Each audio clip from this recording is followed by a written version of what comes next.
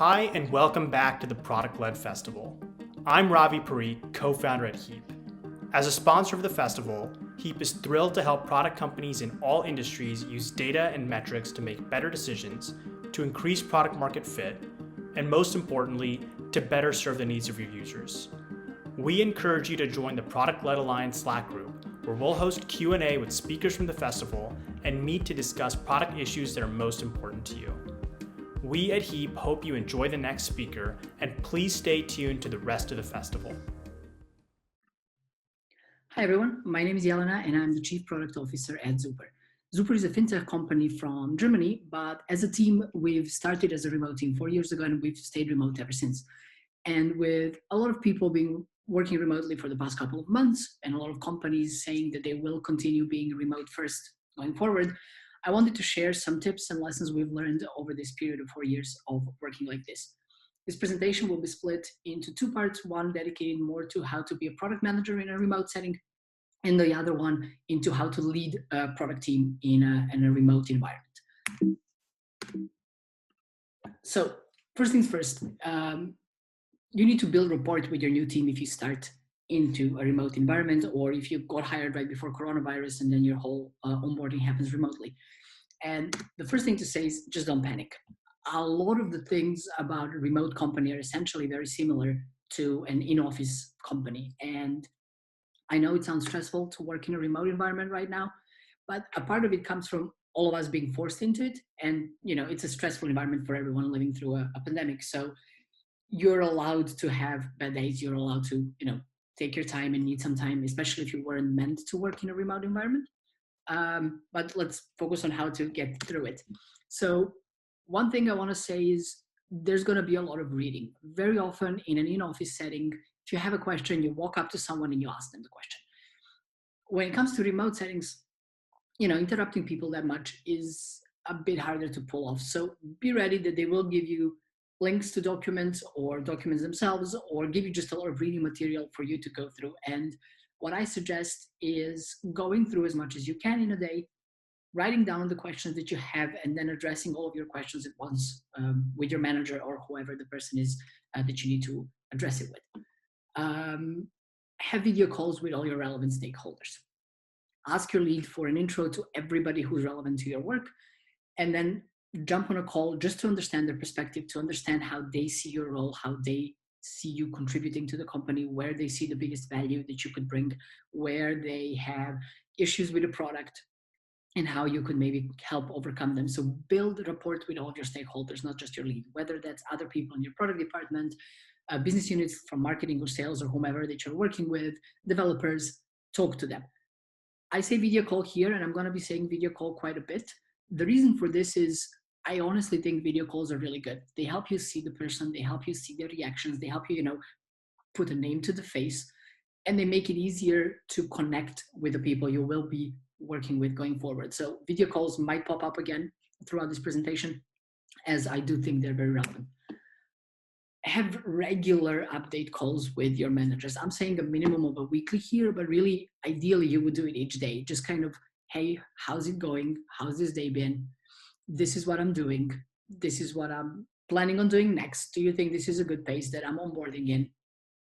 I have these questions from everything I've done so far. I have these questions about, positions of these people or how we collaborate with this department, whatever. Whatever thoughts you have, make sure your manager has the time for you to talk to you about them, because it's going to help you understand what you're doing a lot better than without it. Again, regular updates with the manager are normal in an in-office environment, but when it comes to remote environments, they require a lot more conscious action to think of, because you can't walk up to them and ask them a question. So make sure they dedicate the time for you. Even if it's a 30-minute daily call, it's going to be so worth it for you. Ask everyone for regular feedback. Very often you might end up in a silo of doing stuff on your own or doing stuff the way you did them in your previous company, and it's a lot harder to learn from others what are the processes that they're used to, the processes that they want. So get regular feedback from the devs you're working with, from other product managers, from your lead, from whomever. Hey, is this good? Do you want to do this differently? I was thinking of using this process for whatever, for documenting our bugs. What do you think about that? So whatever it is, kind of do a cross check, mostly because it helps you get to know the culture of the company and helps you understand how they work and how they are used to working together. Whenever you're starting a meeting with somebody new, I would recommend having a bit of a chit chat. It's going to kind of bring your own tension down talking to a new person, but also it's going to kind of be there instead of these coffee breaks and water cooler conversations you get in the office. So since regular meetings are probably the only time when you get to chat with the people, like see them or hear them, use them as an opportunity to, hey, what's up? How's your day going? Are you doing okay? Are you stressed? Whatever sort of conversations, even if it's about gardening or their kids or whatever, bring it up and talk about it, because it helps you get to know your coworkers also outside of work environment. And having some sort of a relationship with the people you work with is always very, very helpful when working together going forward. There's a couple of cons to working remote, or a couple of things that are a bit difficult compared to in office. I would say that the main two boil down to how we can communicate with each other and how we make sure we follow processes. So I wanted to kind of focus a bit on what I think are the best ways to overcome those when you're in a remote environment, and how to make sure that the remote environment at the end of the day works for you. So over communicate is number one for me, and it's the one kind of guiding light that I have when it comes to working remotely. Whether you're doing it in an instant messenger or via email, or you're having more meetings than you maybe would in an in office space, or have a team-wide daily, there's like multiple different ways that you can communicate with people and make sure you communicate as much as possible. What I mean by this is, with the dailies, one thing that we do, we're still a small team of roughly 20 to 30 people. We do have like a geek bot on our Slack channel where we all write our dailies of what obstacles we have, what are we working on, what are we doing. It gives everybody a sense of what other people are responsible for, but also gives you a chance to say, hey, actually, I have an idea about that, or hey, I've actually worked on something similar, maybe we can talk about it. So team-wide dailies work very well for us. In bigger organizations, they might be a bit more difficult to structure, but I'm sure there's a way of either doing it per team or figuring it out. But also, like, just make sure you share. If you're working on a new feature, share it with the people who will be involved in this process, development and design to begin with. If you have something you want to discuss and it's a bit massive and easier to explain in a call, set up a meeting and talk to people, but make sure you talk. The more you talk, the more people know what you're working on, the more people know what to expect coming up. And it just makes the whole conversation a lot easier than when you don't. Kind of in line with over communication is also document things, especially if you're working on something bigger and complex. Put it down in a file. By putting it in a bigger file and just sharing the link to the file with team members that will also need to see it, you're giving everybody a chance to give you feedback in their own time. So if they are in a different time zone, or if they're currently doing some deep thinking work, it makes it a lot easier that they can give you feedback later and just comment directly on the file you shared, rather than you starting a conversation on whatever instant messenger it is that you're using. We use Slack, so I might be saying Slack quite a bit here. But if you share it on Slack and then one or two people have the time and they comment immediately, and you start having this massive conversation on Slack, and by the time somebody who's maybe been very deeply in their code looks at it, they're like, I have no idea what happened here. There's 100 lines. I don't know what this is. And they might ignore it, or they might comment on something that you're already talking about and probably will never go back to your original question, at least not in as much detail. So for more complex things, I recommend documents and then comments on the document, because it allows for more async conversations. For either a quick feedback that you need, or a quick question you have, or something that's urgent, instant messengers would take the cake. If it's something you'd rather explain in a call than write down in a document, or you wrote it down in a document, but you also want to explain it in a call, organize a call. So always think about ways how you can communicate to those you're working with, and what's the most effective way to do it in a setting that you have. On top of communicating, also try to find the time to do the deep thinking work. As we all know, product management is about working with the development team and making sure they have stuff to do and they don't have any obstacles to do it. But product management also requires a lot of deep thinking and really just sitting down with yourself and figuring things out, whether that's a market research, whether that's putting different pieces of a feature together. You need this time. And what I've noticed when I started working remote was that I would get a Slack notification and I'd look at it, and then I'd get another one and another one and another one, and then I'm on Slack and I'm solving issues, and this thing that I'm supposed to finish is just standing there and waiting for me to find the time for it. So main things I've done to battle this for myself was kind of three different things, but they work together pretty well. One was block time in my own calendar to do it. That way meetings don't interrupt me, because I do feel like in a remote environment, you have a bit more meetings than in an office one, because there's no chats just happening kind of. So you have more meetings, block out time so they don't interrupt you. I structure it at 30 to 45 minutes of a block to do some deep thinking. I snooze my Slack when that happens. I know it comes with the risk that maybe something urgent pops up, but usually nothing is so urgent that you can't reply to it in half an hour. And even if it was, what you can do, or what I sometimes do as well, is I put a notification on my phone with Slack that only it only gets triggered when I get a direct message. So unless somebody mentions me, I don't get notified about it. That makes it a bit easier, and it's on my phone, not directly on the laptop, so I can read it. And another thing I do is I keep a list of these things I need to work on. So I'm not talking about sending an email, I'm more talking about the research I need to do. So if I have time in between two meetings, which is 10 minutes, and there's nothing going on Slack, or there's nothing urgent going on Slack, I'll pick up one of those items and at least do some minimal research that I can in those 10 minutes that I have between these two meetings, because usually there's not enough time to do anything else in such a crunchy time. So I try to kind of grab the time whenever I can to also do some deep thinking. Align with your dev team. I know this is kind of pretty standard, but again, remote environments mean you sometimes don't include in discussions people who are maybe not essential for it at that point in time. But what that means is you might end up in a silo where you build stuff or think about stuff as a product manager, then you might involve designer and they do the full design, and only then you go to development and they're like, this doesn't make sense. So try to align as early as you can. If you have an idea, share it. If you have a prototype, share it. It is a standard product management practice, I feel like, but I also feel like in remote environments, we sometimes forget about it and we just don't do it. So it requires a bit of a conscious effort of, oh, I should actually probably share this with my dev team. When it comes to retrospectives, I've noticed that sometimes they require us to kind of sit down and be like, okay, communications and processes are the main things we need to focus on because we are a remote environment. Do we have any issues with that? And if you don't kind of bring that to everybody's focus, you might not even get a response that includes it, but it might be a solution to a lot of your problems. So talk about how you can improve communication and processes consciously at your retrospectives, because that would be helpful. Talk about that a lot of the conversation should happen in somewhat public channels where the information is available to other people as well. That's super critical. And I think it's good to have everybody chime in because everybody's position is different in a remote environment. Some people might be remote, but in the same time zone, and one person that may be in a very different time zone to everybody else has different issues with the communication than you might be experiencing yourself.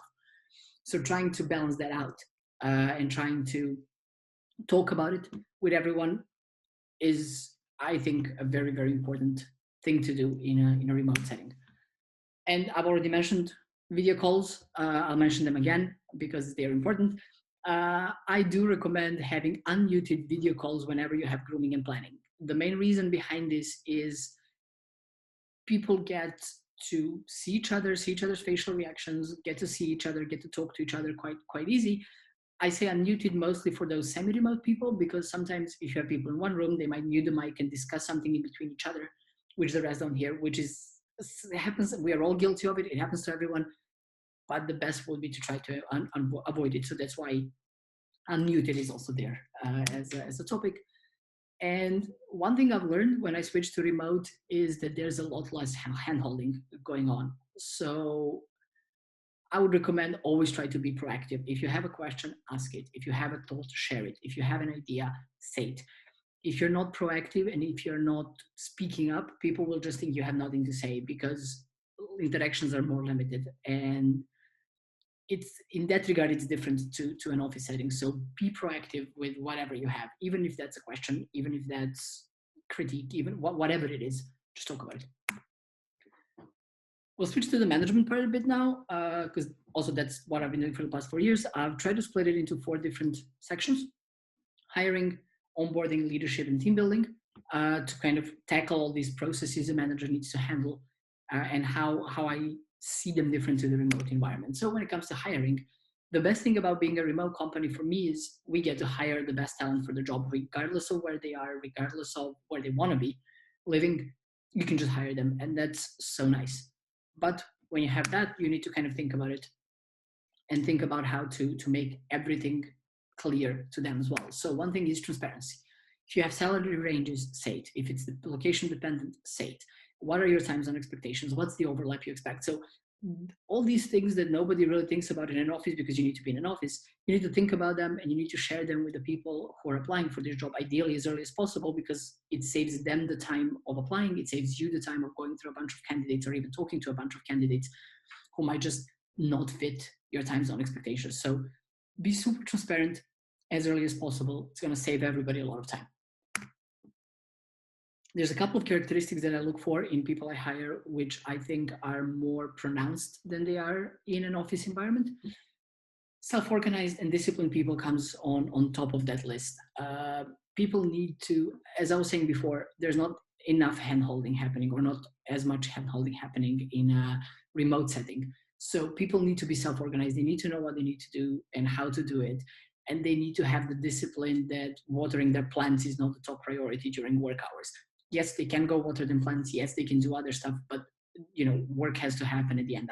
I've had friends who now had to work remote and they're like, I can't focus. I constantly want to clean. I constantly want to do other stuff. And I'm like, well, try to either separate an office area that you consider your office, and then when you're there, you're actually working, or try to dedicate an hour block to work and then do 10 minutes of something else. You do 10 minutes of something else in your office as well. That's fine. But you got to balance it out. But the people you hire need to be able to pull this off. They don't need to have their manager sitting on the desk next to them to actually focus on work. They need to be able to do that on their own. And as I said it before, a really strong communication skills, both written and verbal, are super important. People need to know how to communicate clearly, who to communicate to. So communication becomes even more critical than it is in an office, even more critical in a remote environment. Then flexibility, as I was saying, it allows you to fit your personal life into work hours. If you need to pick up your kids, you don't have to think about how you're going to have to leave the office or whatever. But it also requires you to be flexible too. So sometimes your time zone may be fine for work, but there's this one meeting that's happening and you need to stay late or wake up early. You need to be ready that these sort of things might happen. They shouldn't happen regularly. So any company that makes you get up at 5 a.m. every day, I'm not too sure about that, but whatever it is, it might pop up, and just be ready for it. And then there's the question of trustworthiness. It's crucial that you trust your people that you hire and that you have on the team. It is important in an office as well, but you get a lot less as a manager. You get a lot less overview into what your team is working on throughout the day in a remote setting. So you need to believe that they're doing their best work. You need to believe them when they say that, oh, I spent 2 hours on this, I hit the roadblock or whatever. You need to make sure that that's in place. And of course, there's a lot of responsibility on them also to actually deliver at the end of the day or a week.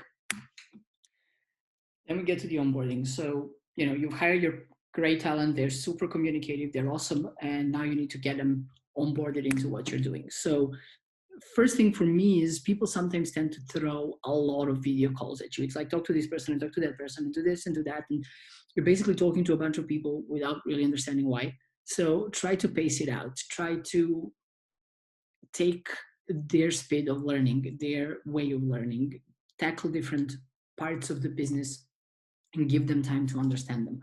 Even if that means they might not meet all of their colleagues in a week or two, but give them the time to get to know the company. So what I recommend usually is you talk to them each day as a manager, but also make sure they have stuff to do. They have documents to read. You have a plan on what they're working on each day. You have a plan on who they're meeting on different days, but pace it out in a way that makes it more comfortable and not stressful for the person. Introduce them to who they're working with. Yes, at a pace, but still do that. Be the one that says, oh, you actually will be working with this person from the marketing department. You should go and talk to them.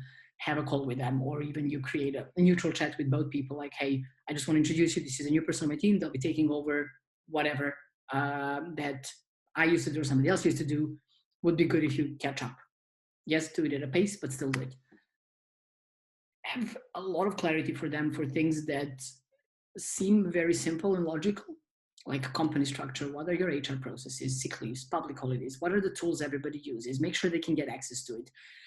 Make sure that everything is functional for them when they begin. Because if it's not a big deal, but it makes them feel a bit forgotten. And these are things that, again, in an office environment, you just ask a colleague or whatever. A bit weirder to do in a remote environment. So I do recommend having all of this in a checklist somewhere for yourself of like, okay, we have this first call and these are the things I have to go through with the person, so that they know what to expect in terms of, this is how we request vacation, this is how we report our sick leaves, these are the tools we use in different departments, and you're going to need access, and send them this access as soon as possible so they can start digging into it.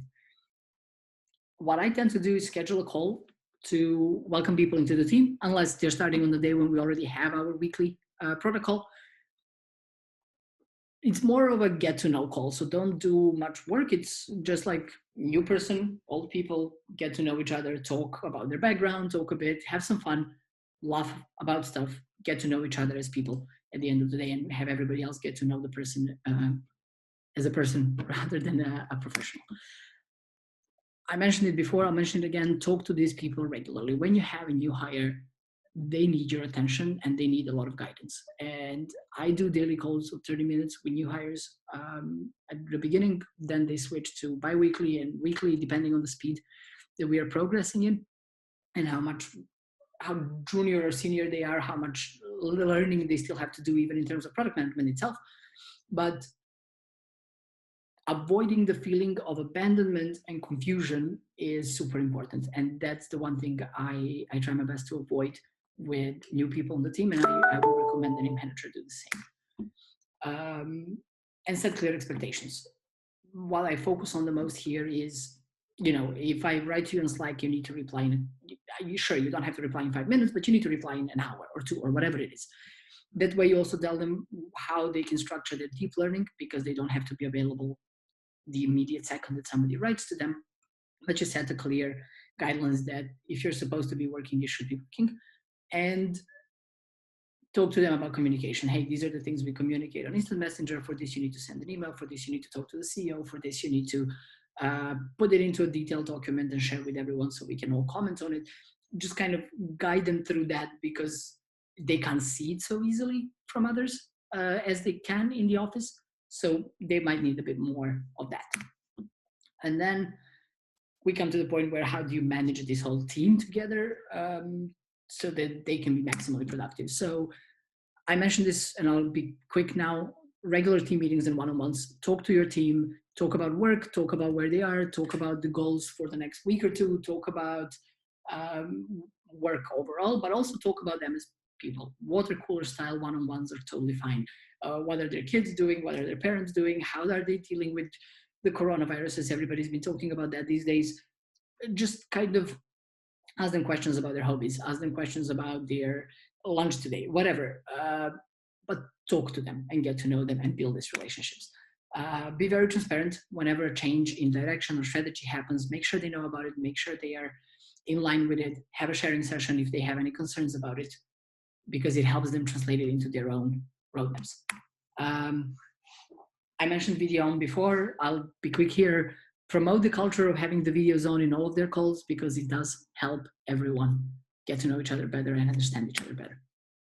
And one thing you get in an in-office setting is people talk about what they've learned or what they've done or what process they use, which is cool. Or there's these lunch and learn sessions that many companies organize. It's harder to do that in a remote setting. You sidetrack it very easily.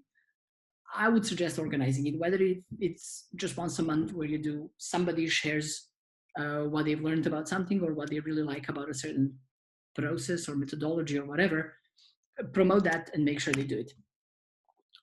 This one is in particular to semi-remote teams. If you have tribes, so whatever kind of cross-functional department of product design and development, QA, whoever falls into that for you, working together, but some people are collocated and some not. It can be very difficult. So one thing I would suggest here is if you have people collocated and people who are remote, always try to have a tribe consist of a remoteness. So don't put everybody who's in the same location in the same tribe. It tends to create a very different communication style and silos, which are not good. So I would recommend kind of keeping that separated. And do regular product updates. By product updates, I mean organize a call where you're just there and talking to people about the product ideas they have, whatever feedback they have on what you're doing as a product team. Use it as a chance to share what the whole product team is currently working on, because it helps the whole company understand where product is, where the product is going, and get a voice in how they perceive that. And at the end of the day, you need to have fun with your team as well. So grab drinks with them. What we tend to do is have a happy hour drinking time when we basically just chat about random stuff. I could be having water or coffee or beer, doesn't even matter. It's more about it's time not to talk about work, and let's do that. Whenever possible, whenever life, coronavirus, and budget allows, have in-person meetings. The rhythm that worked very well for us is once every 3 to 6 months. People get to see each other, you get to work on certain intense topics, and whiteboarding is a lot easier when you're in person. But it also helps everybody get to know each other, more chill at a dinner or whatever afterwards. Brings the team together. And I mentioned it, chat with them, get to know them as people, and organize get-togethers. So whether that's your whole team doing quizzes or doing a dance class on Zoom or having a happy hour, as I already mentioned, whatever it is, just do it, because it's going to help them get to know each other and chill. All of these are important. And company swag, it's more about the feeling of belonging. So when people start, it gives them a sense that, you know, they now work at this new place and it's not just them and their laptop. There's actual people, there's an actual company. It does create a sense of being part of the team for them. Thanks for listening. All of these are not super revolutionary or anything like that, but I wanted to structure them and put them all together for folks who are just starting out in remote and need some tips on how to do this. I will be on Slack, so if you have any questions or any particular remote situations you want to discuss, I'd be happy to share more thoughts about it and have a chat. Thanks again, and enjoy the rest of the festival. Bye-bye.